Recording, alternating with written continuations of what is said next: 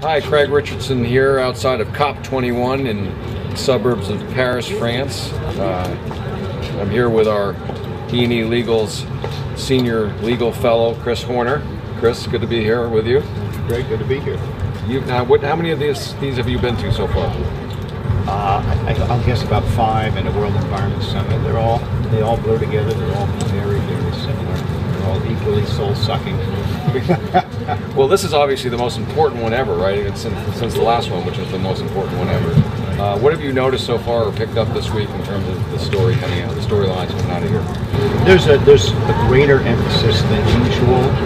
And of course, this changes depending on circumstances, but this year there's an obvious increased anxiety about the threat that the democratic process poses to this operation, particularly in the form of the U.S. Congress. So there's been a lot of buzz about the greatest threat to the treaty is the Congress. Meanwhile, in a remarkable event, the administrator of the EPA, the assistant administrator of the EPA in charge of the global warming rules, and 10 Democratic senators came over to send the message that distilled was ignore Congress, what the president is promising you, which is really no more than a State of the Union speech to foreigners, as Professor Jeremy Radke calls it, a list of things he wants Congress to do.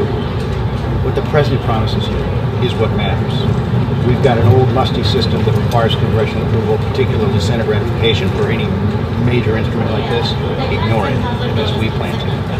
That dynamic is really a first. There was anxiety about it throughout since I've begun attending these in 2000. But here it's a subtle panic, a sort of insecure smugness. So we're not worried about them at all, and yet they can't stop talking about the threat.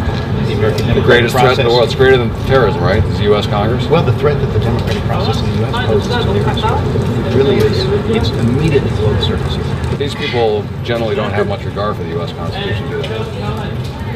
Well, no, I mean, look at the statements of our host, the foreign minister, who is also the president of the COP, the French foreign minister, who said, we need to make sure this doesn't get before the Senate because they'll kill it. But of course, this is a treaty in every single way, except for the deep constitutional reasoning that President Obama has invoked, which is because he says it isn't. But it is amending a treaty, it's replacing a treaty, it renews itself that's one of the sticking points here, every 4, 5, 6, or 10 years, depending on where they arrive on it, making it a presidential issue in 2020, by the way. And it's got an international climate justice tribunal. It's an enormous wealth transfer that self-perpetuates. This is a treaty.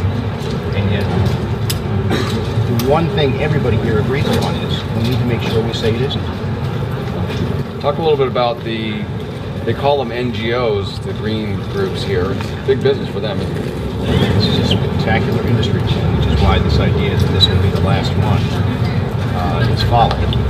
This self-renewal provision is really just a renewed lease on life for this global warming industry that Ken Lay is probably lying in his grave beaming about that he created with green groups.